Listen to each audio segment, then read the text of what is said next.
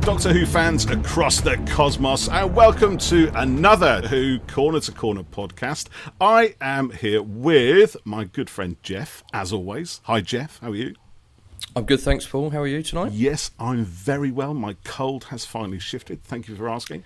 But we are also joined by somebody rather fabulous who is a BAFTA-nominated, 6-time RTS-winning documentary maker, Big Finish Doctor Who writer, and total overlord of Moon Balloon Productions, and a geek, apparently. It's Mr. Chris Chapman. Hello, Chris.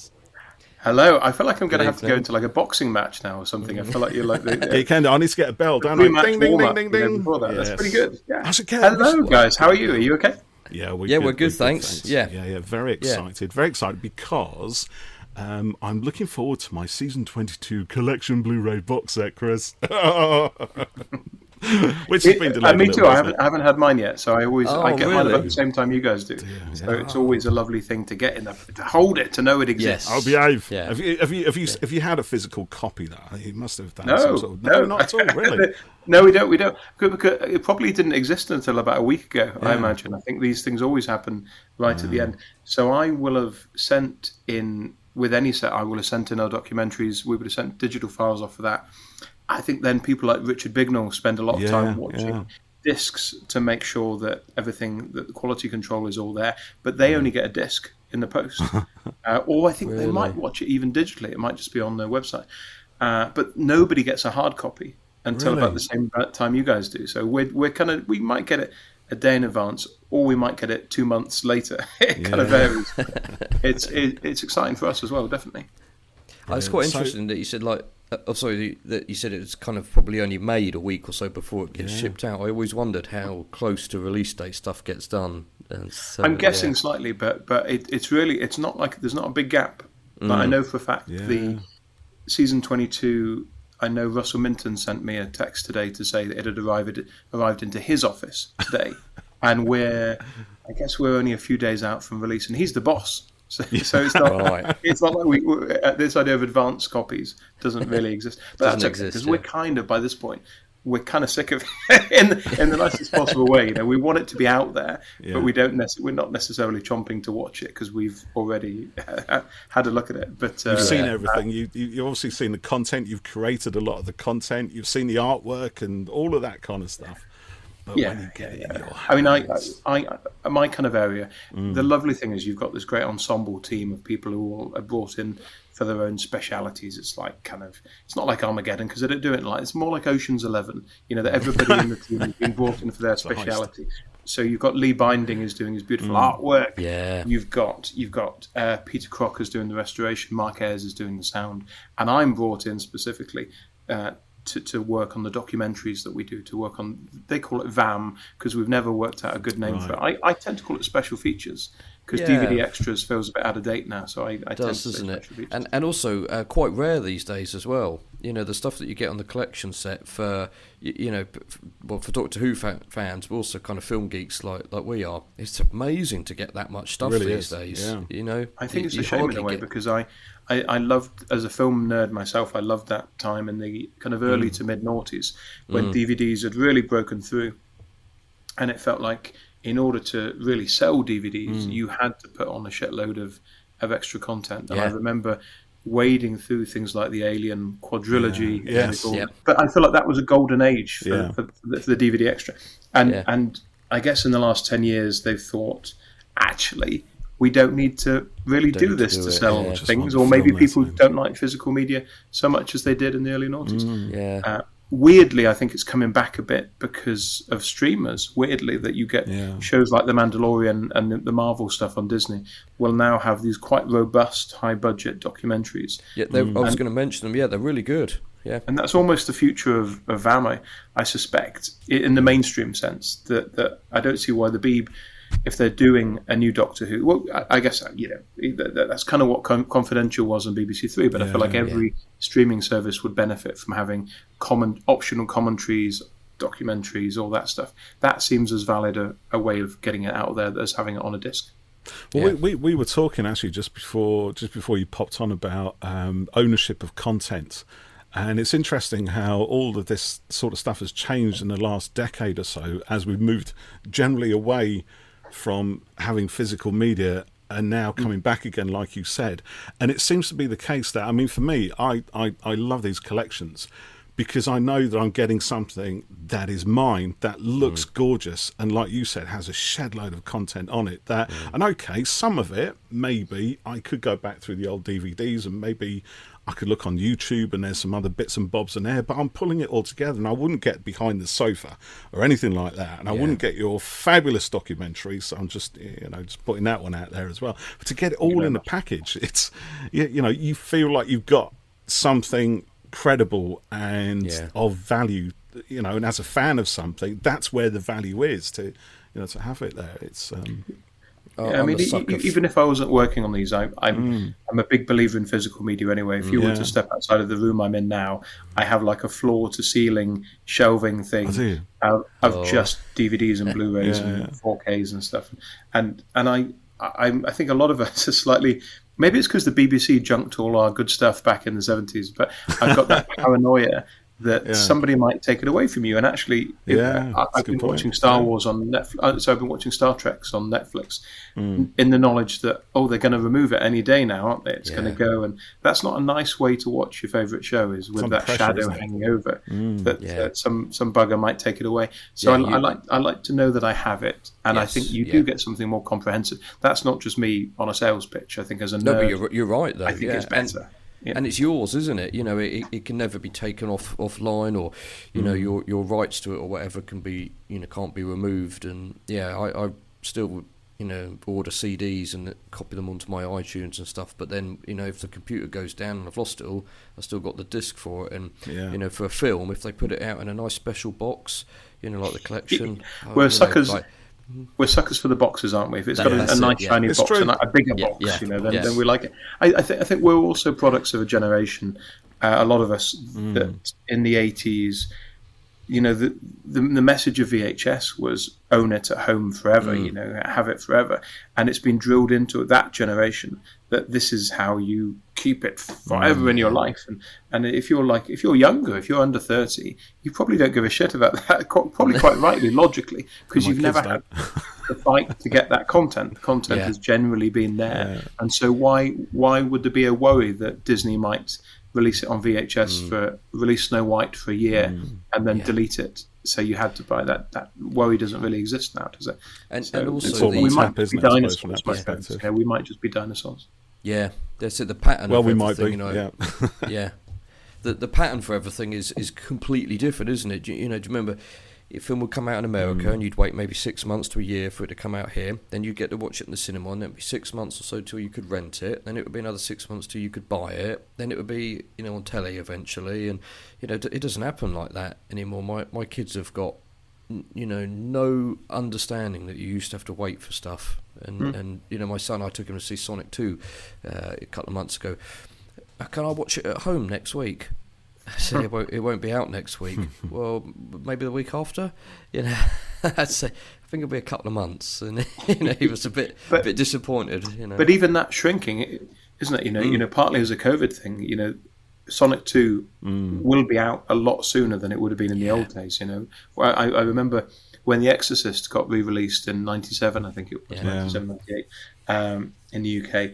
I ended up buying, they'd have like those pre-sale VHSs in the really big boxes you'd sometimes have in HMV, and I bought it for like 30 quid or something, 30 or 40 quid for the privilege of getting it 3 months ahead of retail time. That all seems a bit bizarre now, but those gaps are definitely shrinking. Maybe we're doing the reverse of it on the collection, because I know the poor unfortunate American people that buy the sets have to wait a bit longer, so it's kind of revenge for something like Jurassic Park taking 6 months in '93.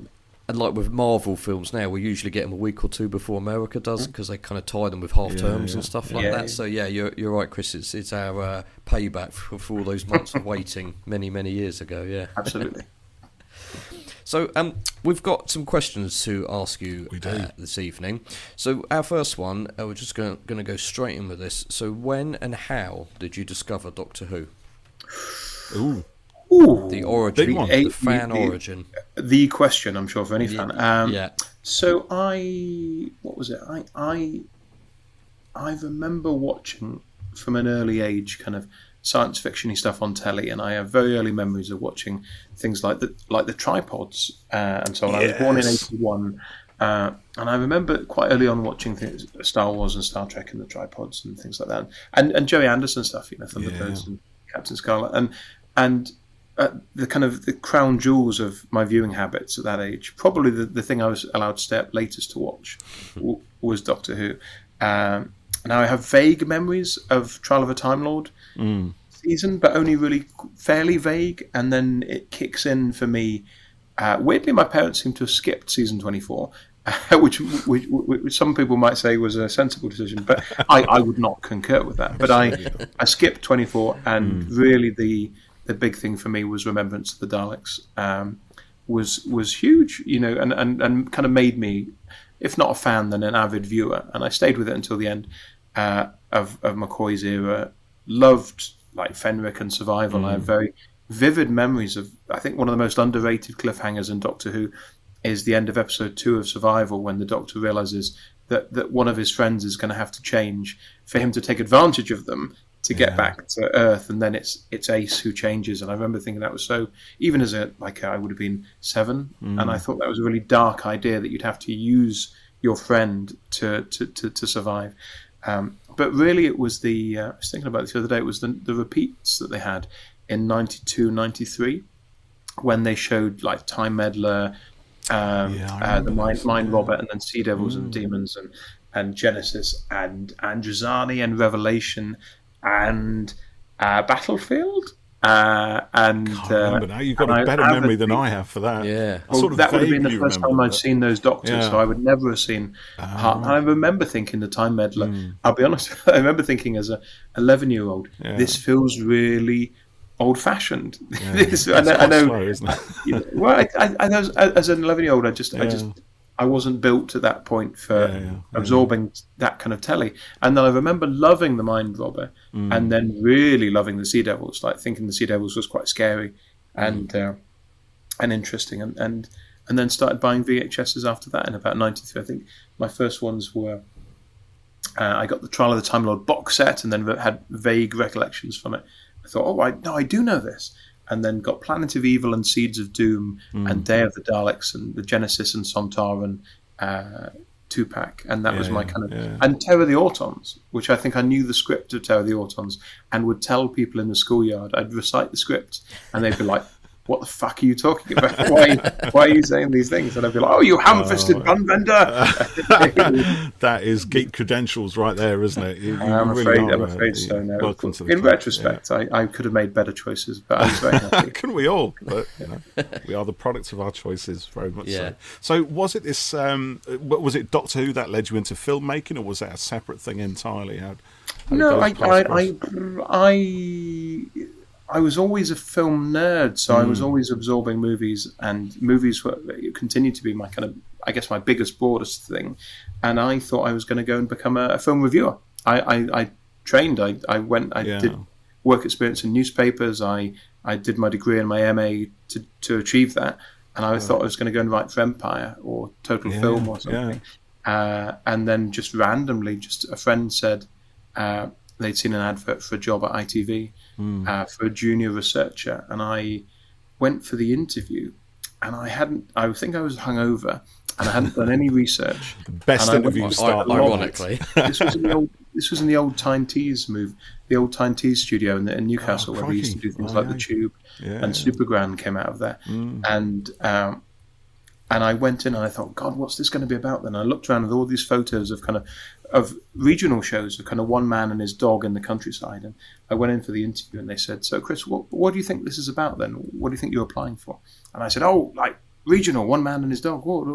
And they said, no, we're doing a 6-hour documentary about, it was one of those Channel 4, the 100 Greatest Family Films. All right. So they were going to be interviewing all of my heroes, basically. They were going to go to all the directors, all the actors for movies from The Railway Children to Jason and the Argonauts, to The Amazing Mr. Blunden, through to Jurassic Park and ET and stuff, and I kind of went in my head, shit, I fucked this up, haven't I? And I just I hadn't researched the researcher job, so I presumed I'd fucked it, and actually completely relaxed because of that. I thought, I'm not going to get this. You've blown it, and I'm told, this sounds kind of egotistical, I'm told they saw 120 people, and I got the job, I think, because I talked to them about my favourite films, and I just said, they said, what film should be on our list? And I said, well, you've got to have some Ealing comedies, haven't you? You've got to have like the Lavender Hill Mob or whatever, and they were like, oh, you know the Ealing comedy? Oh, okay.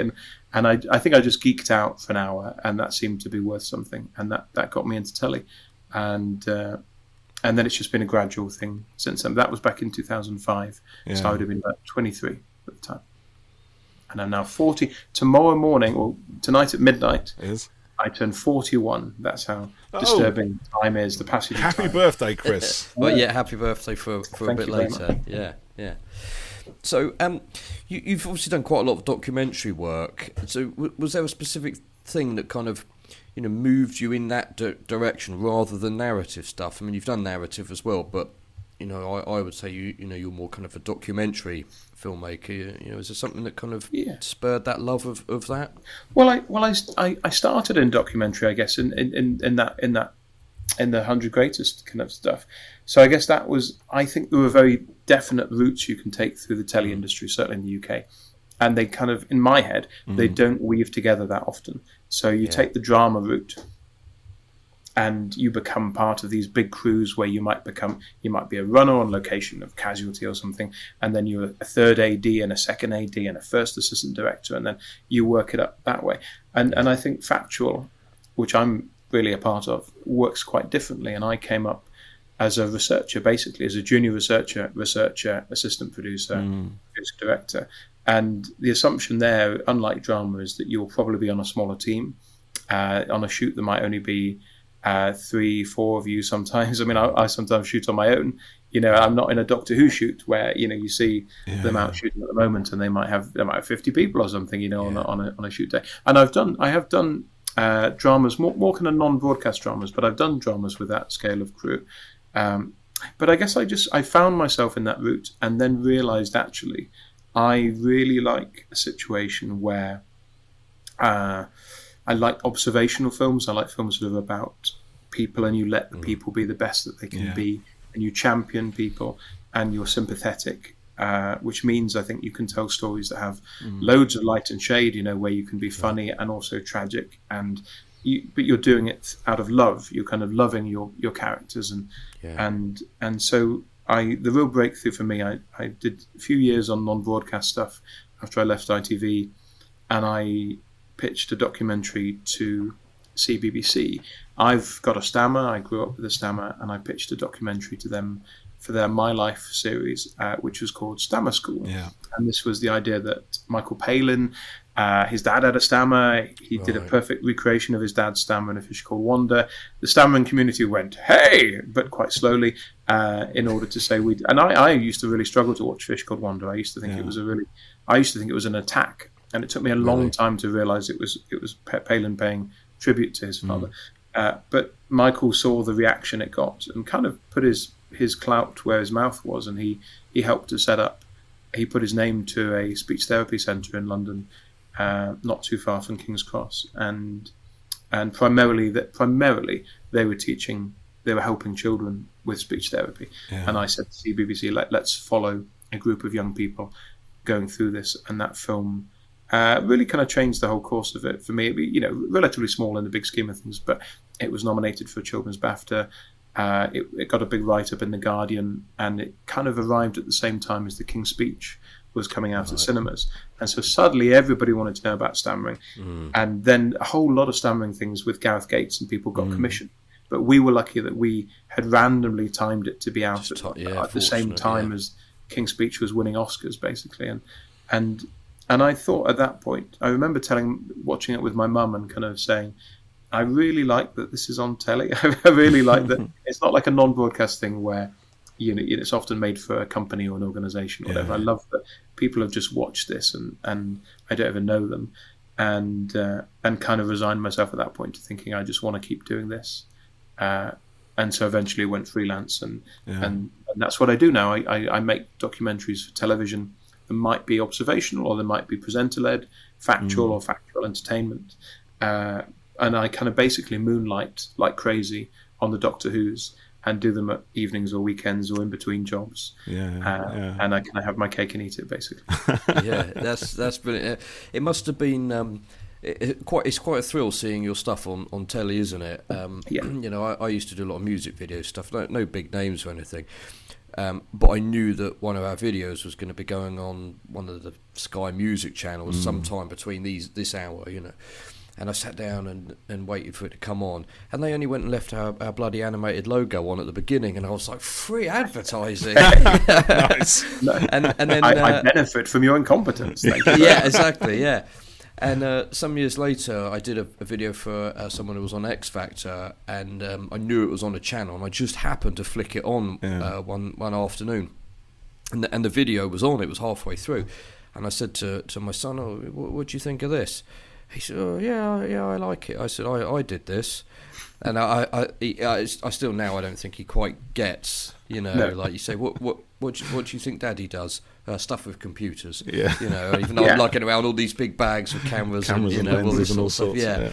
But it's a thrill, isn't it, Chris, to see your stuff, and especially, you know, for you, they're doing something that helped put attention onto something, you know, like the Stammer, and probably helped a lot of people as well. You know, it must have been amazing. I think it's often a lovely feeling. I mean, I think the thing we're quite lucky about doing this kind of job is I've done jobs before when you don't. There's not necessarily an ending to anything. Everything just kind of continue, not necessarily in a bad or good way, but it just continues happening. And I love with my job that each project is finite, and each project has a definite conclusion that you're aiming for, which is to finish the fucking movie, to finish the thing that you're doing, whatever it is. And then you get a post ending, which is you've finished it, you've delivered it, and then 3 months down the line, when you've probably forgotten it a bit or moved on to something else, it comes out and it gets seen. And I think the fact that you get to finish it and close that door and move on, but also get feedback on it and know that hopefully it meant something that you did it in the first place is lovely. And you accept that sometimes that it might be that nobody watches it, or it might be that people hated it, but you know, it's at least it's out there, and you can kind of say, you can draw a line underneath it and say, I did that, and now we can talk about it like this. But I enjoy that episodic. Maybe it's a Doctor Who thing. I enjoy the episodic nature of that. Leave everything on a cliffhanger. So how did your sorry, Jeff, go on. No, I was just going to say, that's interesting, because I kind of, you know, view my stuff like that as well. You know, you do it and you move on, and that's part of what keeps it interesting, because, you know, every month there's a couple of different things, and they might bleed into the next month, but then you start new things, and, you know, working on, you know, a feature, you know, which could take years of your life, you know, for example, I think that's a very different mindset to be that kind of, you know, singularly focused on one thing for so long. You know? I think it's really hard. I mean, I'm freelance. I'm a limited company, and I was offered a job earlier this year that would have been a big one, where it would have been 2 years of my life, and it would have been not just that, but film. It was a wildlife program, and I would have been filming away, and not just away, but in somewhere remote with no Wi-Fi, with no phone signal, for 1 in every 3 days. Of the next 2 years, with no control over when that would be. It might be in an 8-week block, it might be in a 12-week block. The blocks might run back to back, and I ultimately said no to it, because I thought that's with a young family, that's a huge thing to be away from. At a really years back. No, it's at an amazing time. You know, to have I've got a 3-year-old, so that takes me right through to first day at school and all that kind of thing. And I just thought, I don't know if I want to do something, one thing for 2 years, and that wasn't the kind of job I could have moonlit on or worked around. That would have been me not doing any Doctor Who's or Big Finish or other shows for 2 years, and I thought I might get bored. I like that's right. And Yeah. and That's also a when long you time. run your own For me, that's a long time. Yeah. and when you run your own business as well, if you go off like that, well, what happens to the business? It stops basically, and then when you come back, well, how does it restart again? And my wife said, "Will I ever go out on tour to shoot bands?" And I said, I'm too old for that now. My knees hurt, but it's months at a time, and like you said, Chris, you could be 2 days on the road or something. You don't know if you can ring home or anything. And when you've got a family, it's you have to kind of make those decisions about what's most important. Yeah, as a freelancer, you have to be slightly mad and just assume if you don't take that, something else will come along. And you just have to assume that. They often do. They always do. Yeah. Don't they? Yeah. Yeah, Things happen for a reason, and they have, and Yeah. they'll be different. They'll be better in some ways, worse in others. But you kind of have to make that choice and then just kind of move on with it, really. But I'd rather mix it up. Yeah. That's one of the benefits of being freelance, isn't it? To a degree, I guess you can kind of pick and choose. I mean, if there isn't much work coming in, then you have less of that. But when you become more, people become more used to your name and you become more in demand, you can sort of cherry pick what projects you're going to work on. Well, one of the key reasons I went freelance was to be able to say no. Yeah. The power of saying no to something. Like when I worked at an independent film company before, which was Dean Films, where I was working on the Doctor Who's on the DVD range, and I had an amazing time there, and they really nurtured me, and I love the people who work there. But whatever landed on your desk, you'd have to do it. Yeah. So I remember doing like a tutorial DVD box set on clog dancing. Excellent. Why haven't I discs. seen that? I need that in my life. It was I mean, the lady that wanted it was lovely, but all she wanted was a shot of somebody's feet on a wooden floor times by 400. Oh. And each of the 400 would have a different menu access on the DVD, and each of them would be subtly different from each other. And you would not believe how something like that can drive a production team insane for a very small budget. Can I withdraw my previous statement? I don't want that in my life. Thank you very much. Yeah, no, and so, I went freelance in order to be able to say no, and say actually I'd rather do, and I won't do anything that I don't want to do. I'd rather just risk it and see what happens. But but at least you can say it. That sounds at least interesting. But that thing over there, I do not want to do. I think that's important stuff. Did you think about going freelance for a while then? Because it must have been, in some ways, you kind of leave in the people that you work with, the friends that you made there, the projects that are ongoing, all that kind of thing. I certainly had it in my head for about 6 months or so, and I was kind of chicken about it, and I didn't leap until I had something lined up. I know some people are very brave and just sack it all in and hope for the best, but I waited until I had an offer and then jumped, and that was was actually for another CBBC show. We did about a family moving to New Zealand, where I suddenly had to learn to shoot. I'd never shot myself. I'd been a director with a crew, and they were like, "You can do this job, but you have to learn to use the camera and go and shoot this." And actually, that was nearly 10 years ago, and I haven't really looked back from that. I shoot the majority of my stuff now, and that's been a really good learning curve. But I'm glad I did it. It was definitely the right thing to go freelance. I wouldn't go staff now. I'd happily go and do a year or something that sounded great and work on that team, but I'd be freelance on it. Yeah.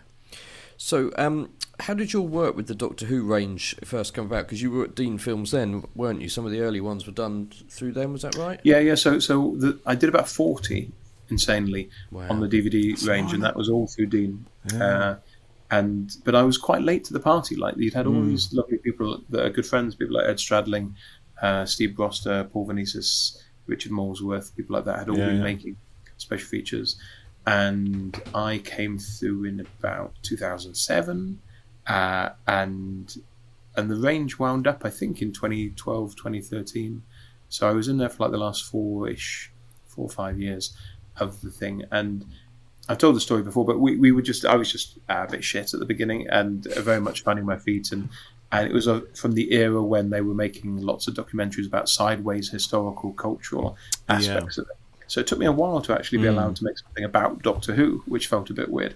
But then we did, and I had a lovely time. And we made things like Living with Levine. Basically, I found this lovely collaboration with Toby Haydock, who's great.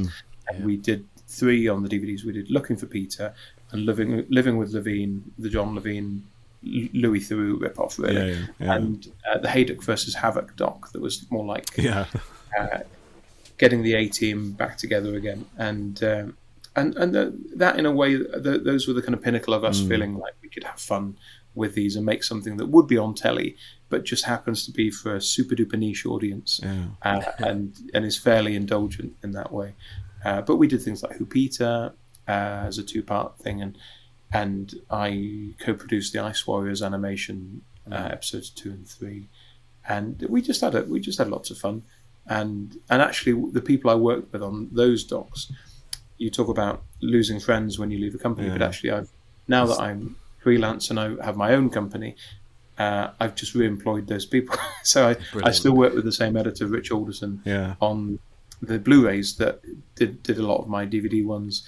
I still use a wonderfully named chap called Toffer McGrillis, who is an editor. Also, he's a really good shooter and he's a really good drone operator. He still works on the Blu-rays. Neil Bushnell and Chris Chatterton, who I work with on the Ice Warriors, I still work with now, and if you work with nice people, you want to keep working with them. It's good when you're friends with people, isn't it? And and you know that what they can bring to the table, and you can rely on them. And it's like you said, Paul, it's important to keep those people around, and you want to have a good time at the work, don't you? Absolutely. And, doing it with friends is great. Yeah, I think particularly because often with making films, they have to be done in a very short amount of time. So you're coming in for a day or a couple of days or 3 days. To have a shorthand, or just to know that somebody can do it, is such a relief. Such a relief. Yeah. So if you can do that, then you should do that, definitely. Yeah, absolutely. So, go on. Oh yes, go. No, you go, Paul. I was only going to say actually because I was watching some of those old ones with Dean Films over the last few days. Just kind of, I've seen them all before, but not for a long time. And what struck me recently when I was watching, particularly the Carnival of Monsters thing, and when you're saying your love of film, an old film comes through. I mean, it's such a pastiche of the old kind of B movies, and with the Drashigs and the Plesiosaur, and you play on that stuff. And what I've noticed, I think, is the creativity which goes into. It's almost like you ask the question, how can we present this in a different way? Because there's with a lot of these documentaries, there's so many talking heads, and that's okay up to a point because you want to hear what people are saying. But the challenge must be, how can we do something that gets the same information and the same interview type thing across, but doesn't come across like a talking head again and again and again? And the packaging with which these documentaries are wrapped up with it's really creative. Thank you. Well, it was always quite tricky on the DVD range because you'd be like, okay, on Carnival of Monsters, as you say, we did a doc called Destroy All Monsters. Destroy All Monsters, that was it. I was trying to think of the name of it. Yeah. We're already riffing on the Godzilla movies. But as you say, it's kind of a mix of lots of different B-movie kind of things. But with that, you think on paper, what do I do? I've got a good few surviving cast and crew. We've also got Katie and Cheryl in the cast, and there's an amazing AFM, I think, called Carolyn Collier, I think, who's on that one, who's really good, and all these lovely stories to tell. I love the story in that about John Pertwee nicking bits off the ship and just kind of the pinnacle stuff. He's really fun, and I love Carnival of Monsters. I think it's one of the best Who's of all time.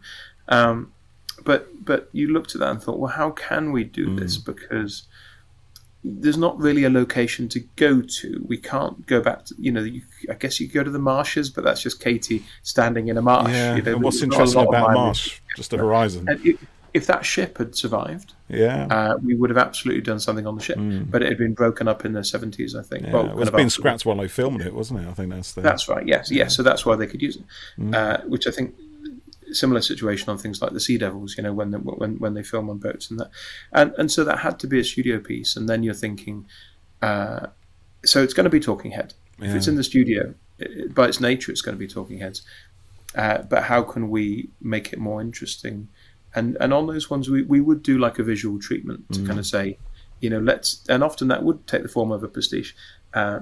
and usually that would be something up at the top. It would be something up at the beginning to say, we're going to be this type of film. That one, we'd use rear projection instead of green screen. So, which didn't always work, but basically doing what they've been doing since the dawn of cinema, but also now, in the 80s, Jim Cameron was doing it on Aliens. And nowadays, it's really the kind of tech they're using on The Mandalorian and things like that to use. But just much It's gone round full circle, isn't it? It's just a bit posher nowadays. Yeah, and a bit high resolution now. But we would have done that with rear projection, so the backgrounds behind those Carnival of Monsters cast members are there live. You could have stepped into the room and seen that. Sometimes that doesn't work. Sometimes the design hasn't come through sharp enough or bright enough, so it can look a bit degraded. But it's nicer than having a fringe around somebody's edges from the green screen. But I would always have been a bit frustrated by those docs because I think that's a really fun doc and was a nice one for us to do at the time. But we did it at the same time as something like the Mutants one we did from which is called Mutt Mad. And really on something like Mutt Mad, I didn't have an idea. If you watch it, it's an assembly of nice interviews, but there's no creative idea behind that apart from, this story's a bit weird, isn't it? So let's lean in and make it a bit weird and slightly psychedelic. So what I really loved was when we could go out on location and do something, and we ended up in a process where I'd get commissioned to do 3 docs in one go, and I would do 2 of them in one studio day, do all the interviews, do like 11 or 12 sat down interviews with me bleeding from the eyes by the end of it, just doing a conveyor belt of really often quite heartfelt, significant interviews, and that would then give it a visual design in post. And the third of the films we'd get commissioned for would be an all singing, all dancing on location, Living with Levine Havoc film, where we'd have more fun. But we never really found a way to make every film great. And the thing I like about the Blu-rays is every film now is very much unique, is budgeted independently, and luckily budgets have gone up a bit. They're still, budgets are 10% of what they would be for telly. Don't get me wrong, we are working still on a teeny tiny budget, as you would expect for a non-broadcasting. But at least I think they're healthier than they were, and we can do more with each one. So you shouldn't see a weak link so much as maybe the documentaries for the Mutants, or there's a really shit one I did on the moon base called Lunar Landing, which is really boring, or even something like for the Green Death or Ark in Space. I felt like I was delivering something that was just not good enough for what the story was, but we were off having fun making something about Peter R. Newman instead. So it was always a robbing Peter to pay Paul. That was a lot of fun, that one, actually. They're looking for Peter Newman, the writer of The Sensorites, right? Which is a name that not many, it doesn't rise at the top of every Doctor Who fan's writers list, and he's only ever written the one story, but the kind of investigative trail, was it Toby Haydock in that one? I can't remember. It was it?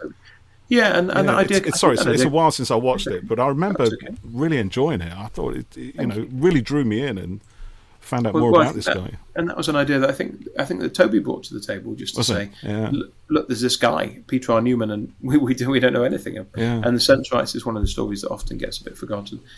And I'd been commissioned to make a making of for The Sensorites, and I was really struggling, thinking, I don't know what. Again, that same problem. I can't go anywhere. And what is there to hang it off? And my working idea was I was going to employ that chap, what's his name? Silas, somebody, the chap who often played the Ood in the David Tennant. Oh, okay. Doctor Who.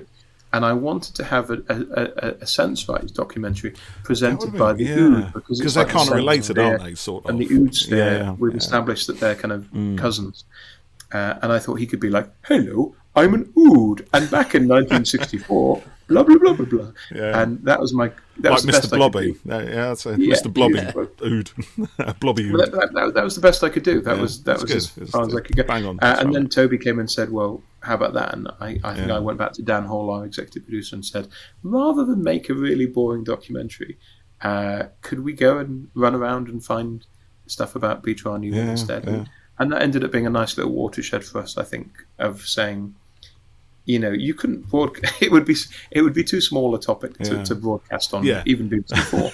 But we could say to fans, we know you want to know this, and we want to know this, and this means something to the families. When we do those Looking For films, we did one for Peter, we did one for Lenny Mayne, the director, and we're about to finish and deliver a third one, which is like the biggest. I think it's the best of the three, and with all of them, there's an element where you're saying a thank you. You're kind of reclaiming that person. You're saying to the family, you know, this is somebody who's worth celebrating, and we can find out stuff you didn't know. You know, for Peter R. Newman's family, they were learning all the stuff that we were finding out. For Lenny Main's family, you know, he died very tragically, and I think we can't fix that, but I think we can give the family a gift of saying, you know, here's how much he was loved, and that can mean something as a keepsake. And so no, we love doing that, and I think I always gravitate to the more emotional kind of human side of these things anyway. I always thought it was quite handy that Ed Stradling, who's a good friend, would often do those kind of era documentaries, looking at and wonderful work, you know, things like Trials and Tribulations and Matter of Time, and that would look at a certain era of the show in the way that Ed comes at life. Ed is a former Ed used to work in law, you know, so he sees things, I think, in almost as if life is an essay. And I probably see things more that life is a story, and so I think those styles worked quite well alongside each other. You want the eras to be more forensic and more analytical, and then I like making films that feel like more of a, I guess, an emotional, character-driven flight to fantasy about the people, off in a direction, you know, but still with its feet on the ground, hopefully. It's good to have the mix, isn't it? You know, the variety, so you never quite get the same thing coming through all the time. There's always a mix up with, you know, with your content and with the stuff from the other guys. And because I remember was it the Frontier in Space? Did Ed Stradling do that one? I think that's a Steve Broster one. Steve Broster of the future. Yeah, that's right. Where they project as a kind of future essay looking back on the time when the time of the 70s, but through the lens of the future projected through Frontier. It was very kind of postmodern, complex. You know, I think it's hard that I think sometimes. Sometimes this is maybe more of a failing of mine than Steve's, but I think because on some of them you had to make a talking head doc. You know, The Nature of the Beast was talking head, and so your creative element had to be bolted onto it. It was quite hard to make that creative element part of the body of the film. So I know that ours came to a nadir when I think the one we did originally for the Demons, which is called The Devil Rides Out, which has got lots of lovely stuff in it, but begins with this incredibly overdramatic bit that I shot in a crypt in Newcastle, where a monk comes down and draws a pentagram on the floor and all this. And I remember seeing it in the edit and thinking, I've gone too far with this, because this is really nothing to do with anything. I'm establishing a mood, but I'm spending a minute and a half establishing a sort of a mood. But I'm basically trying to say, hey, look over here. I'm not a Talking Heads documentary. And it was always, I think then I tried to do that in a more subtle way, but it was always hard to connect it all, to kind of bring it all together into one piece. And I hope we do that better now. That I think each one should feel more cohesive as a whole. I think. Yeah. It's interesting with the Demons, because I was watching the other day the one with Katie and John Levine going out back to Worldborn, and that almost seems like a sort of a companion piece to the Green Death, where Katie and Stuart Bevan go back to the village in Wales. I can't remember, but I find, and particularly the Demons, I mean both of them, to be honest, you know, there's a real emotional connection. I mean, I think with anything with Katie in it always gets me blubbing, because she's so fabulous and she's so passionate, and it just comes through. But then again, you have to kind of capture that, don't you, and know where the right places are. And there's this wonderful sequence in the Demons documentary where Katie and John Levine are just lying on their back looking up at the blue skies, you know, over the Barrows, and Casey's just recounting his story of when she did the same thing with John Pertwee, and it was just beautiful, and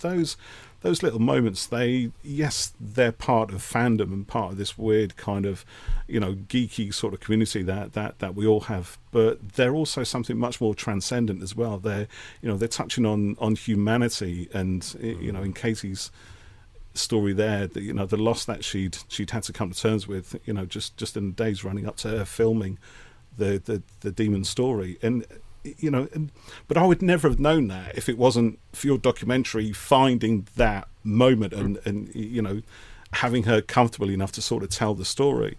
So it's not a question, actually. I don't really know where I'm going with this, I suppose, but I'm just kind of waxing lyrical, I guess. But it's sometimes they're really beautiful.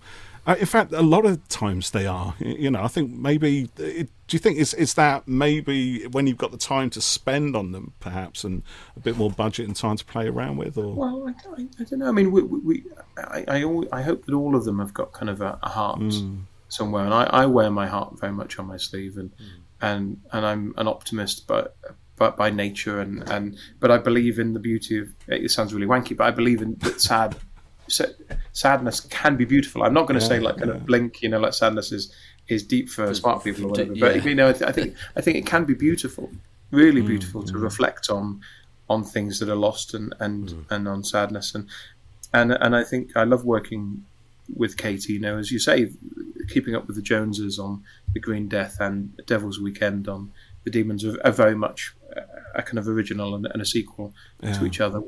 We've done more with Katie, and I love working with Katie because she's so. There's a genuine warmth there. Yeah, there's a spontaneity really that she's mad, and you don't know what she's going to do next. But also she really cares. She cares about you can tell encounters. If you see her at a convention, she's basically a kind of delirious hugging machine that if you try and get from one room to another at a convention with Katie, it would take 3 times longer than anybody else because she wants to make a connection, and she's gorgeous like that. She bought every time I go on a shoot with her, she gives me a gift for my 3-year-old, and it's usually just a new book or a new toy, and she's just a very thoughtful person. And on that shoot on Devil's Weekend, I will have a very, very rough, not even script, just a structure really that allows me to gain permission to do the things that we need to do to make sure that gates are open and people are expecting us, and that people eat food at the right points in the day. Yeah. And Katie, I think, said to me, "Oh, I'd love, are we going to go back to the Barrows? I'd love that." And I was like, "Yes, Katie, because that hasn't really been featured properly since I guess kind of Return to Devil's End, Keith Barnfather in the 90s." And she said, "Well, just remind me when I'm up there because there's a little story I want to share that I think it's time for me to share." But really, when we got there, I didn't know what she was going to say. I didn't know that she was going to lie down. She just lay down, and I was like, "Oh shit! I better bring the camera down." And so that's a very genuine. I mean, as often is the way, the moments you remember most fondly are the very spontaneous ones. Yeah.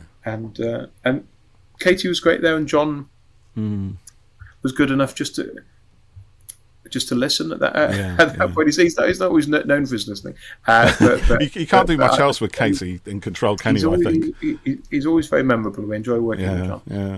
But I think at that moment it was a really lovely thing for Katie, and we were lucky that it was in the magic hour, so the light, as the sun was saying, that's what I was thinking. Is just right. But that's really just luck that we were there at that time of day.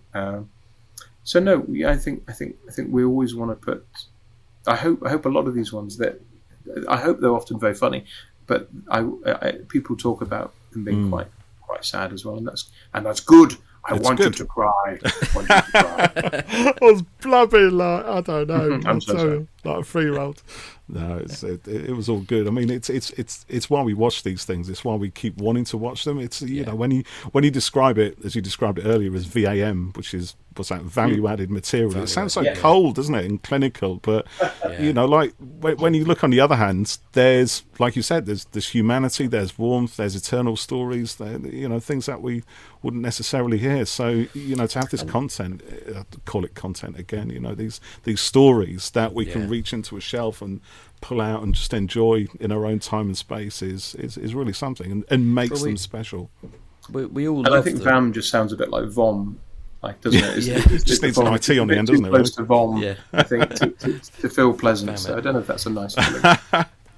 We all love the show, don't we? And you know, the characters, do. of course, but the actors behind them, and so you know, documentaries like the ones you make help kind of bring us closer to these people and you know, learn more about their lives. And you know, some of us are lucky enough to meet them, and others haven't yet had that opportunity. But you know, you feel closer to them, but you know, because of them, which is fantastic, I think. Really. Well, I think the Blu-rays far more so than the DVDs have been defined by. I think Russell Minton, our executive producer, has kind of pushed for this very rightly, that they need to have interaction at the core of them. So you want your big hitters. You want, if you're doing something and the person who's with you is alive, you want your doctor, you want your companions, and they're the heart of the show. And we might have dodged that in the past because of practicality or budget or thinking maybe they won't have a story to tell because they were doing a load of these in a year. But I think now the nice thing is those regulars who are the heart of the show are very much at the core of these box sets, definitely. Yeah. Well, that's sort of quite. It's almost like we've planned this, Chris. That leads me on to my next question, which is when and how did the collection project come your way, and what did you initially think of the plans for it? So this would have been in, oh Christ, when was this? So I'd first encountered, I guess the key person there is Russell Minton, who's the boss of the range, and Russell comes from a very BBC background. He worked on Strictly for years, you know, so he's very much kind of from the factual entertainment side of things. And Russell had come into the DVD range at the very end and had done some really good work. So he directed, say, The Visitation. On the Visitation Special Edition, there's a lovely documentary that Russell did, which I remember at the time being quite envious of and thinking, oh, that's lovely. And it was shot really nicely. And I immediately nicked his cameraman and started using his cameraman stuff that I was doing.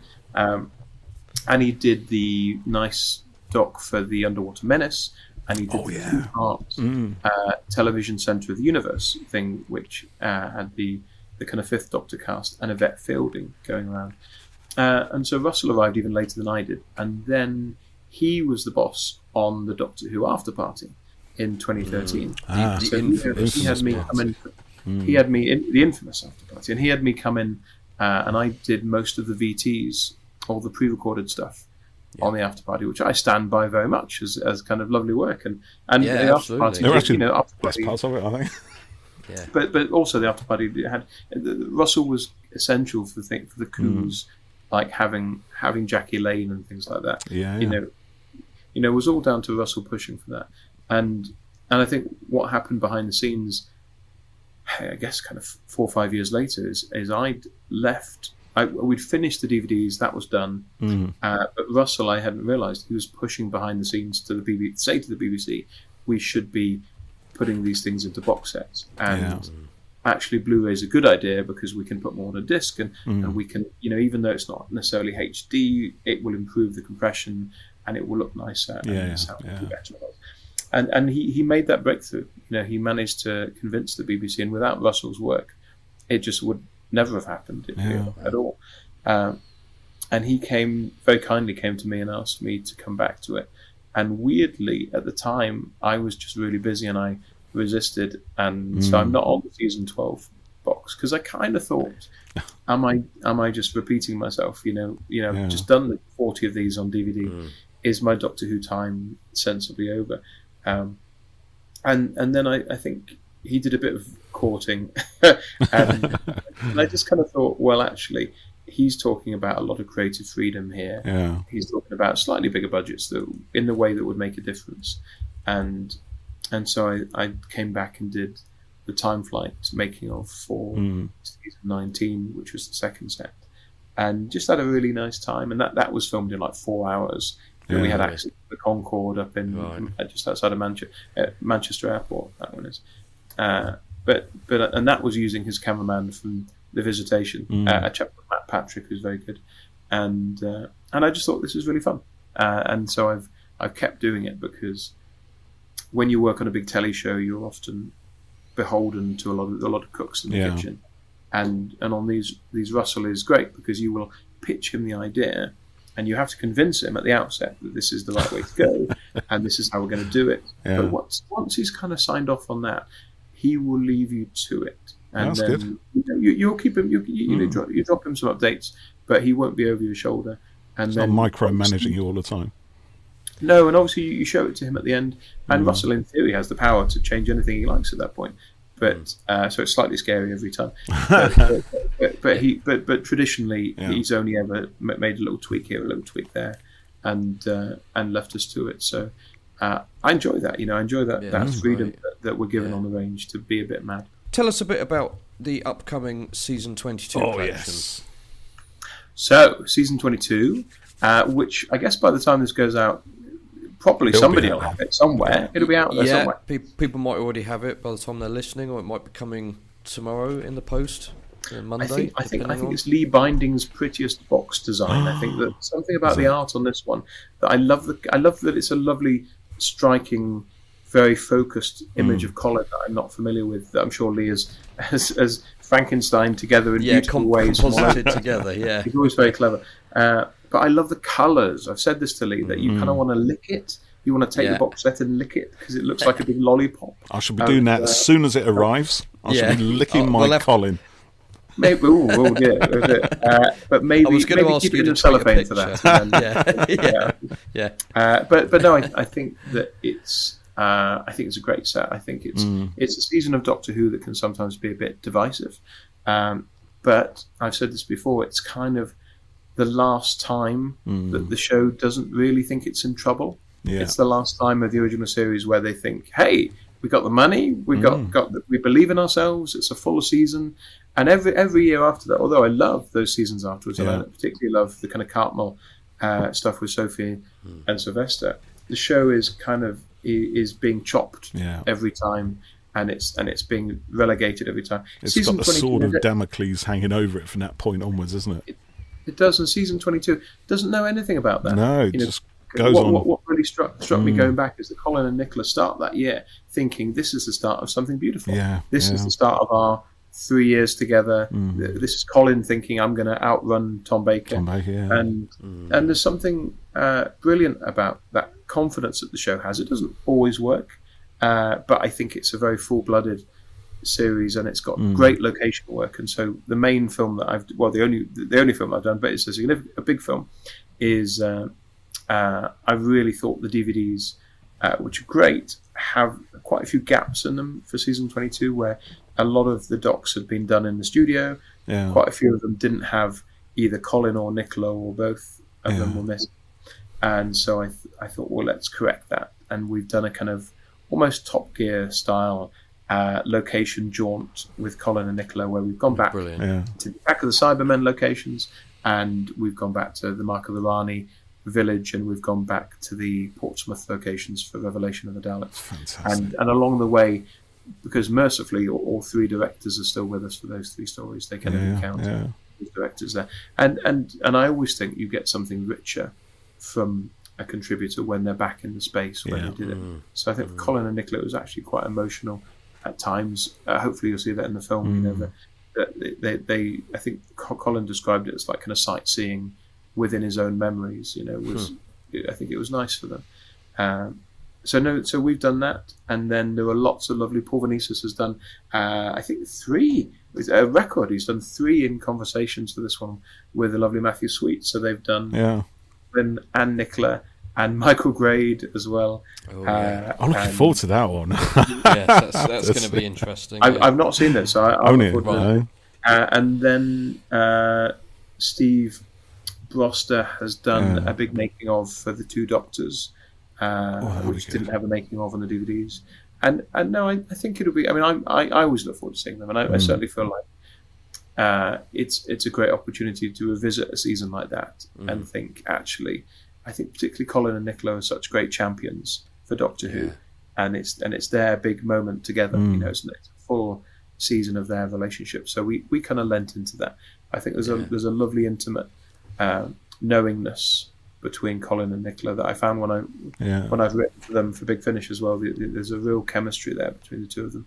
So we very much kind of relied on that to keep us afloat. Yeah, very much. Yeah, I'm really looking forward to watching it all. You know, they're great together, and I listened to the Big Finish Sixth Doctor and Perry box set that came out a little while ago, and it was just great. Yeah, we really enjoyed it. So yeah, looking forward to diving into all of these extras on it. So I've got two questions here which are kind of related. So at Chris Russ 1 on Twitter asks, how far in advance are the collection sets planned? And I think this is your question, Paul. Are there any plans, do you know, to bring the black and white seasons into the collection? We need to know. So how far in advance? It kind of depends. And there's certain points, like I said this before, but when COVID hit, we were unlucky because we were making the next set, so we were working on season 8 when COVID hit, just because of unfortunate timing. So actually, it hurt us quite badly schedule-wise. It slowed it down, didn't it? Yeah. We had to stop, and we didn't have anything that had already been made ready to go. We just happened to be at the end of a production arc where at one point had been 3 ahead, and then we'd got to the end of that 3, or we were about to, and then COVID hits. So you've got nothing to show.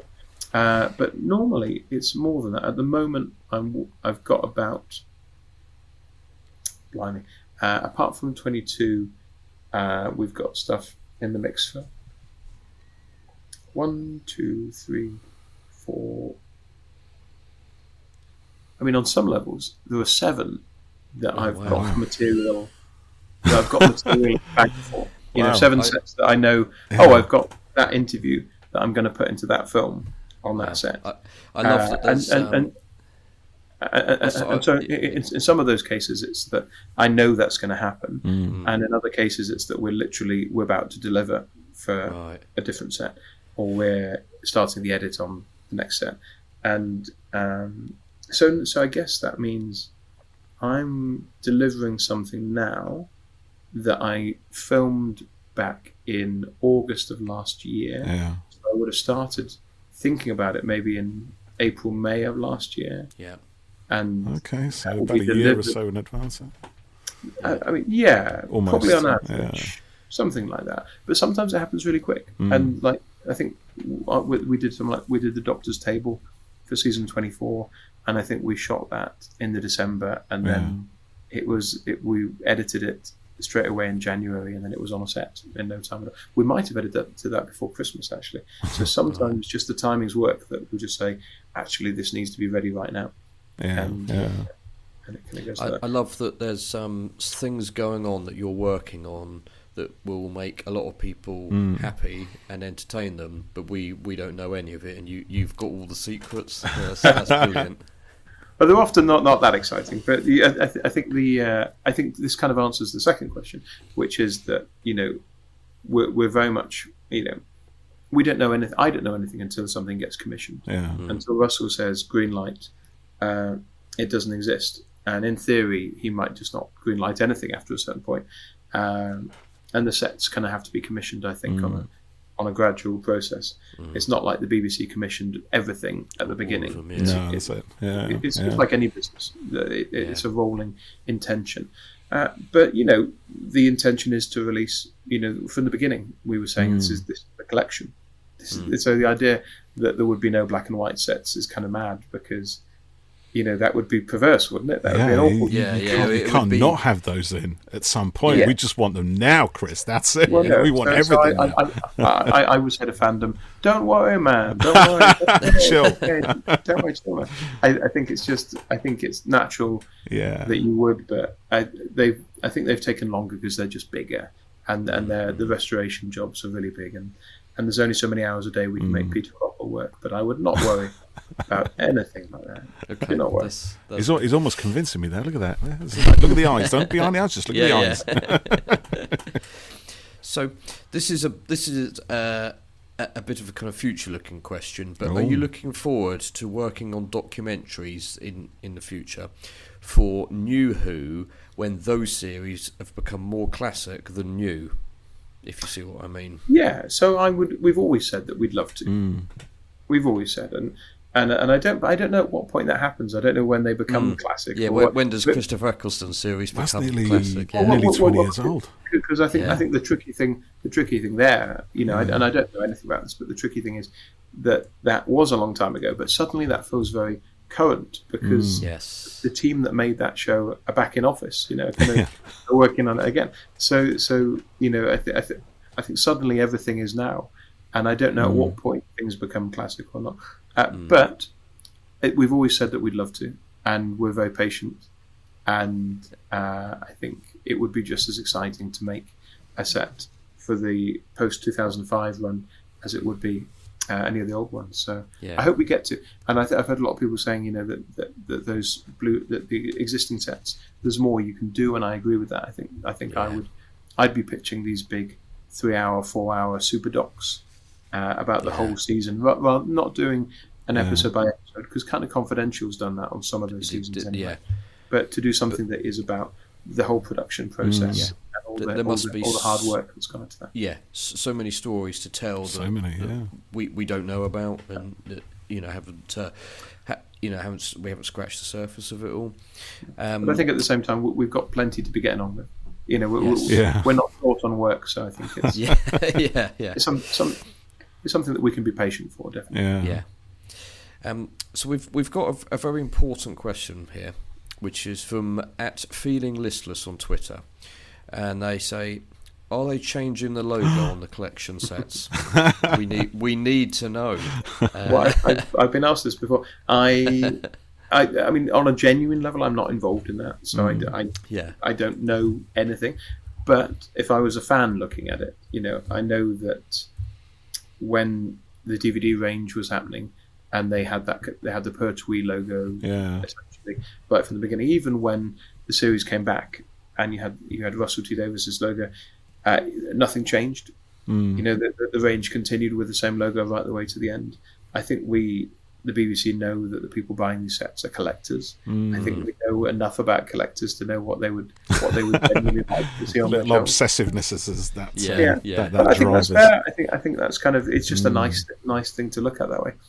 So as a fan, I would be really surprised, like genuinely, drop my cup of tea, kind of surprised if anything like that happened. So do you know what? It just what you said there actually rings really true, because when you look at like the DVD range, whenever they've done something slightly different where they've almost been forced to kind of change the design of the cover, all you've got to do is reverse it and you've got the same cover, so it fits in your collection with all the graphics in the right place and the font and everything else, so you can choose. And that is not something that a vast corporate way out of touch with its fan base would know about. That's somebody who knows, who's almost who understands the fan gene. One of us, one of us, yeah. Well, I that's the thing to reassure anybody, people who are working on the sets, really right the way up to the top are fans, of people that care about the show. So and we want them on our shelves. So obviously, quite right too. We don't want our shelves to look stupid either. So again, I know nothing. But it's so neat, it's so beautiful. Well, exactly, on my shelf. Exactly. Yeah. And it would be very hard to turn a Lee Binding cover inside out. It would, wouldn't it? Yes, You couldn't reverse the. You wouldn't want to do it. You'd have to have a logo-less option. Lee wouldn't like it. No, don't blame him. No. So, Chris, we're aware that our time is almost up this evening. So, Paul, I've got one more question. Have you got anything that you'd like to ask quickly? I think we can't really go without asking Chris about his work for Big Finish. Yes. Oh, well, that was my question. Was it? Oh, there you go. Yeah. So, how did it come about then, Chris? How did how did you pitch? How did you get the call? What's going on? What happened? Well, I was working on the DVDs and happened to work with Nick Briggs on the Death to the Daleks DVD, and he was doing Dalek voices for me. That one's narrated by the Daleks, and he was appearing as a fan. Awesome. Of Death to the Daleks, because he fucking loves it, and he gave me the opportunity to pick. I think I said to him, would you mind if I pitched Yeah. something in the future? And I'd written drama stuff before that I could show him and say, look, it'll be Yes. maybe as good as this, Like or, this. or Yeah. not as bad as this. I don't know. And I was just really lucky. And flash forward a couple of years, and Alan Barnes, Yeah. I was script editing the main range, and I happened to pitch an idea all about memory and about a planet where if you're forgotten, then you cease to exist, which was Ooh, that sounds very a memory relevant. bank. And he happened to be looking for an anthology set all about memory, so it was kind of perfect timing that I kind of blundered in with the right theme, and they could do it. So it's just all I love doing it. I love writing for Big Finish. I think I've written for Peter and Tom and Colin and Unit Series, and I think that's it. And it's just always been lovely. And when I've made a documentary and we've gone mad trying to get schedules to work and get locations to agree to things and all that, and I've driven hundreds and thousands of miles, it's nice to just sit in a cafe and write. The doctor says this, and and it I find it very doesn't cost relaxing. anything. Yeah. It's nice. I wouldn't necessarily just want to do one or the other, give up docs or to give up scripts. But that's a great thing about being a freelancer and having your own company, isn't it? You can literally choose what you do. You know, you don't have to fit in anybody's little box. You know, you choose your own box. Yeah. That No, and they're lovely almost to make. profound, They're lovely but- to make, and it's a great. The obviously greater sadness is in COVID, but it is a sadness that it's meant that we've not been able to all get together in the studio in the recording studios to kind of enjoy those. But everybody zooms in and does them that way now. At least you hear what's going on. It's more about Zoom. I was going to ask you earlier actually about what other type of projects, or how did you phrase it? Because you actually put a tweet out this morning which kind of answered that for me. So you put out other film and TV series I'd love to make a full-blooded mega special features for, which is great, because I thought I'm going to ask him now, and then you tweeted out there, so I don't need to ask you. Why that list then? There's so many things on there. It's all good stuff. Yeah, I think I'm going through a Hammer phase at the moment again. Off the back of the Evolution of Horror podcast was making me rewatch Dracula movies, and I was just thinking, there's not, why are these box sets all the release strategy for those is really messed up and on different sets because everybody owns different people own different distributor rights to Hammer.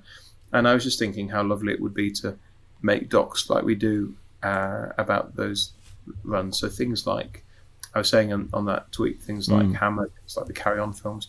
I'm a huge fan of the 1984 Box of Delights that Rennie Lai directed.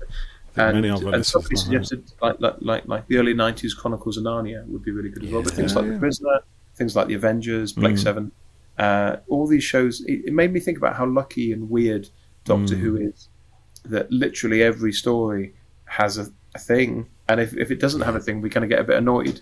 And you think, blimey, look at things like Only Fools and Horses is the biggest most popular comedy ever in the UK, and kind of scrapes by in terms of how, you never get a doc on for one episode. Would you? It's the whole thing, isn't it? Pretty much an interview with John Sullivan, a bit of kind of how it came about, and not really much else, really. Which is lovely, but I was looking at these things and thinking, I wish maybe it's just a numbers thing. I wish the fan base was there, demanding those things for other big series, because it would be lovely to make those kind of films.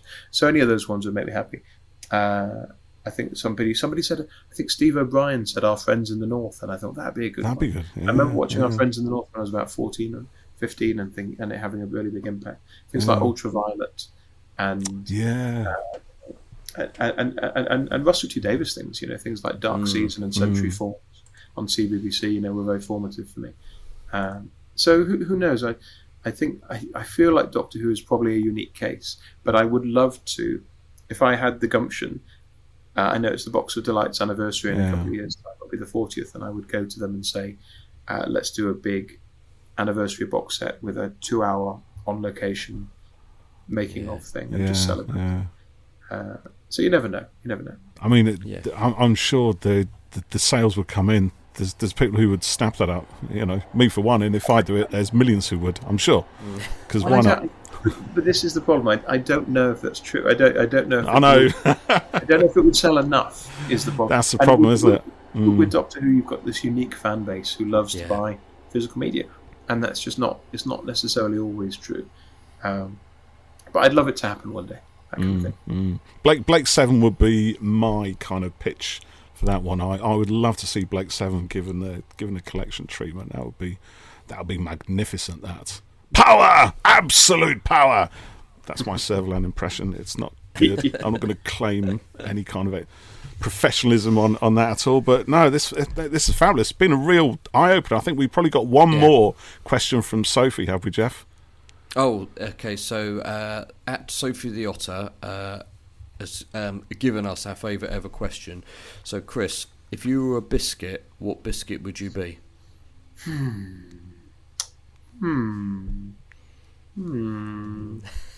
I guess the question works on two levels, doesn't it? On one level, it invites you just to name your favourite biscuit, like which biscuit would you like to eat. So I'm probably kind of a ginger nut guy, to be honest. I know it's kind of a little bit boring, maybe, but I love ginger nut and a cup of tea. Hang on, I was just going to say we spoke to Ella Road recently. This was ginger creams. Ginger creams. Special. Yeah, no, ginger creams are great. If you were one, I don't know really. I think I'll stick with ginger nuts. I think ginger nuts fine. Very tasty. There you go, and hold together when dunked in a cup of tea quite well. So that's always a bonus. Falls apart at some point, but that's okay. Brilliant stuff.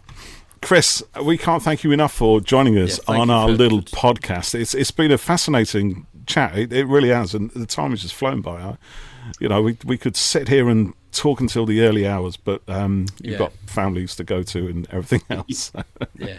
Well, it's been my pleasure, gentlemen. Thank you very much. Yeah, thank you very much, and we'll look forward to devouring season 22 very soon. Enjoy. Listeners enjoy it as well, and we look forward to seeing what comes in the future as well.